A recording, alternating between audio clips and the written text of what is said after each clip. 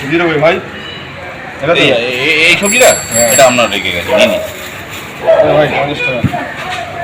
ওখানে দিয়ে দিন।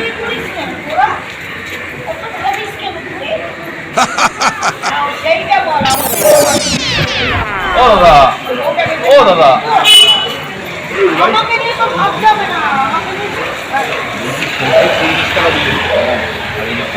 কলা দুটোর দাম নেই, কলা তো টাকা লাগে না।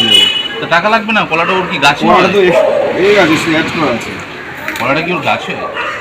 কলা তো অ্যাড করা এত আছে। সুন্দর ফিগার বানিয়েছেন, লোকের ভাইরাম এত সুন্দর ফিগার বানালে হবে? পয়সা বানালে ও কোথা দিয়ে, ওর কি গাছে অ্যাডজাস্ট করা আছে। অ্যাডজাস্ট করা আছে?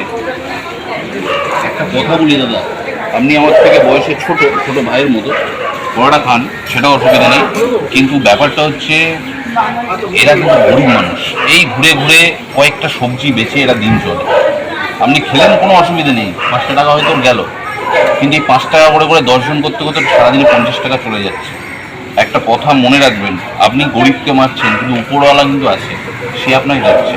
কোনোদিন এদেরকে ঠকাবেন না। আপনি আরও একটা কলা খান, আমি পয়সা দিয়ে দেবো, খান। না থাক, ঠিক আছে, আমি টাকা দিচ্ছি। আপনাদের একটাই কথা বলা, এই গরিব মানুষ যারা আমাদের বাড়ির ধারে প্রত্যেক দিন হাঁকে, দাদা সবজি নেবেন, সবজি, আমরা একটা শিক্ষা দিলাম, এদেরকে কখনো ছোট করবেন না।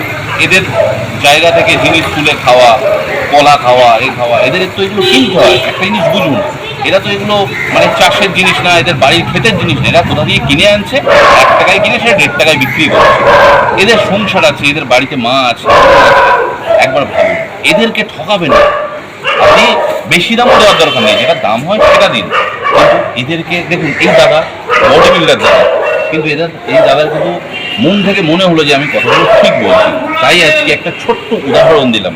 আপনারা জানি ভিডিওটা দেখবেন, অনেক কমেন্টস করবেন এবং শেয়ার করবেন, এই জন্য যে গরিব মানুষ, এই যে ভ্যানওয়ালা, সবজিওয়ালা, যারা এই সমস্ত গাজর সবজি আপনাদেরকে দেয়, তাদের পাশে থাকুন।